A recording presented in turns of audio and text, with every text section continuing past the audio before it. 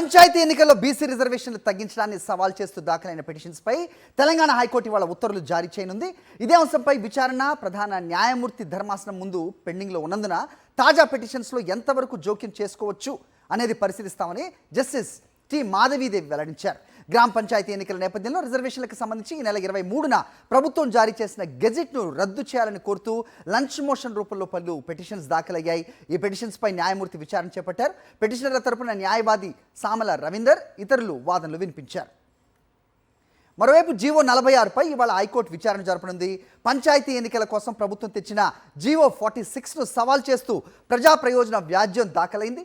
దానిపై బీసీల్లో ఏబిసిడి వర్గాల ఆధారంగా రిజర్వేషన్స్ కేటాయించాలని పిటిషన్ దాఖలైంది.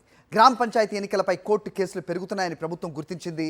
ఎన్నికల ప్రక్రియకు భంగం కలగకుండా అత్యవసర చర్యలు ప్రారంభించింది. ఎన్నికలకు సంబంధించిన కోర్టు కేసుల కోసం ప్రత్యేక లీగల్ సెల్ ఏర్పాటు చేసింది.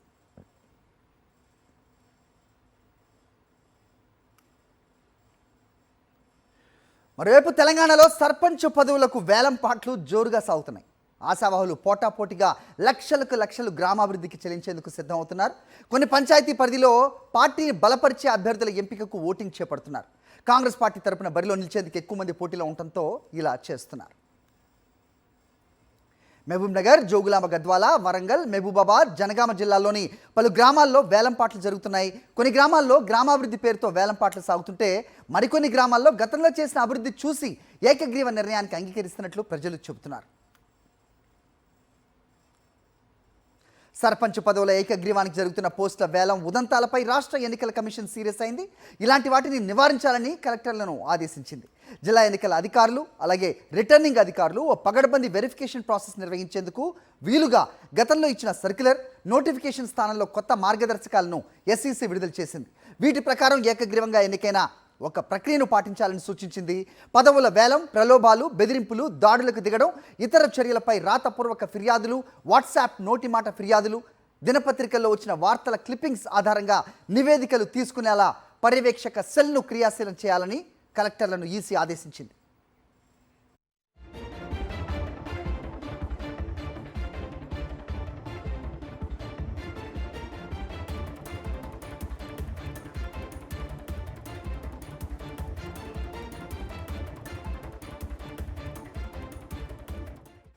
రైట్, ఈ రెండు అంశాలపై అప్డేట్స్ మా కరెస్పాండెంట్ శేఖర్ని అడిగి మరిన్ని వివరాలు తెలుసుకునే ప్రయత్నం చేద్దాం.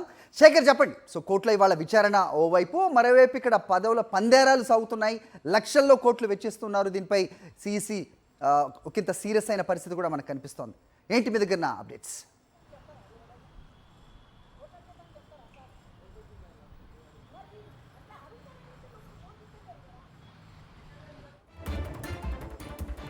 శేఖర్.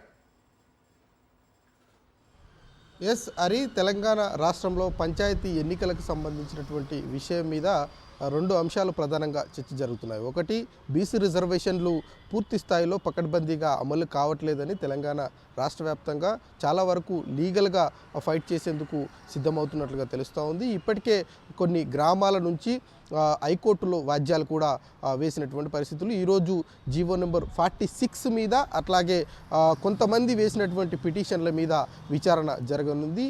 నిన్న ఒక పిటిషన్, మహబూబాబాద్కు సంబంధించినటువంటి పిటిషన్ మీద హైకోర్టు తీవ్రంగా స్పందించినటువంటి పరిస్థితులు ఉన్నటువంటి నేపథ్యంలో ఈరోజు ఆ పిటిషన్ల మీద అట్లాగే జీవో నెంబర్ 46కి సంబంధించినటువంటి పిటిషన్ మీద హైకోర్టు ఎట్లా స్పందిస్తుంది అన్నది చూడాల్సి ఉంటుంది. ఇక మరోవైపు కోర్టు కేసులు పెరుగుతున్నటువంటి నేపథ్యంలో రాష్ట్ర ప్రభుత్వం అలర్ట్ అయింది.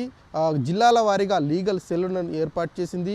ఎక్కడా కూడా ఎన్నికలకు భంగం కలగకుండా ఆ లీగల్ సెల్లులో ఆ కోర్టు కేసులకు సంబంధించినటువంటి కౌంటర్లు ఎప్పటికప్పుడు సిద్ధం చేయాలి అన్నటువంటి అంశాల మీద ప్రత్యేకమైనటువంటి టీంలను కూడా ఏర్పాటు చేసినటువంటి పరిస్థితులు ఉన్నాయని చెప్పుకోవచ్చు. ఎట్ ది సేమ్ టైం కలెక్టర్లు ఈ ఎన్నికలకు ఇబ్బందులు కలగకుండా ఆ పిటిషన్లకు సంబంధించినటువంటి విషయం మీద సలహాలు, సూచనలు ఏవైనా ఉంటే కనుక 24 అవర్స్ లోపు ఎలక్షన్ కమిషన్కి ఇవ్వాలని నిన్న సాయంత్రం 7 గంటల ప్రాంతంలో ఎలక్షన్ కమిషన్ ఒక నోట్ను కూడా విడుదల చేసినటువంటి పరిస్థితులు ఉన్నాయి. ఇక ఎలక్షన్ కమిషన్ ఆధ్వర్యంలో ఈ జిల్లాలనంతా మానిటరింగ్ చేసేందుకు అడ్వకేట్ జనరల్ కావచ్చు, అట్లాగే ప్లీడర్కి సంబంధించినటువంటి ప్లీడర్తో టచ్లో ఉండాలని కలెక్టర్లకు అట్లాగే జిల్లాల వారీగా ఏర్పాటు చేసినటువంటి ఈగల్ టీం అధికారులకు ఆదేశించినటువంటి పరిస్థితులు ఉన్నాయని చెప్పుకోవచ్చు. ఇక ఇదంతా ఒకవైపు జరుగుతుండగానే మరొక వైపు పంచాయతీకి సంబంధించినటువంటి ఏకగ్రీవాలు, ముఖ్యంగా వేలంపాటకు సంబంధించినటువంటి విషయం మీద పెద్ద ఎత్తున కూడా చర్చ జరుగుతున్నటువంటి పరిస్థితులు ఉన్నాయి. చాలా జిల్లాలలో వేలంపాటలు పాడి పంచాయతీలను ఏకగ్రీవం చేసేటువంటి అంశాలు జరుగుతున్నటువంటి నేపథ్యంలో ఆ విషయం మీద ఎలక్షన్ కమిషన్ స్పందించింది. ఎక్కడా కూడా యాక్షన్ వారిగా ముందుకు వెళ్ళినా లేదంటే బలవంతపు విత్డ్రాలు చేసినా కూడా కఠినమైనటువంటి చర్యలు తీసుకుంటామని ఎలక్షన్ కమిషన్ చెప్పింది. విత్డ్రాలు జనరల్గా జరిగేటువంటి విత్డ్రాలలో కూడా 2 దరఖాస్తులను అట్లాగే సెల్ఫ్ డిక్లరేషన్కి సంబంధించినటువంటి అంశాలను తీసుకోవాలని రిటర్నింగ్ అధికారులను ఎలక్షన్ కమిషన్ ఆదేశించినటువంటి పరిస్థితులు అయితే ఉన్నాయి. ఓవరాల్గా చూస్తే ఈరోజు జీవో నెంబర్ 46 మీద హైకోర్టు ఎలా స్పందిస్తుంది, పంచాయతీల నుంచి వచ్చేటువంటి పిటిషన్ల మీద న్యాయస్థానం ఏ రకమైనటువంటి తీర్పులు ఇస్తుంది అన్నది చూడాల్సి ఉంటుంది. హరి.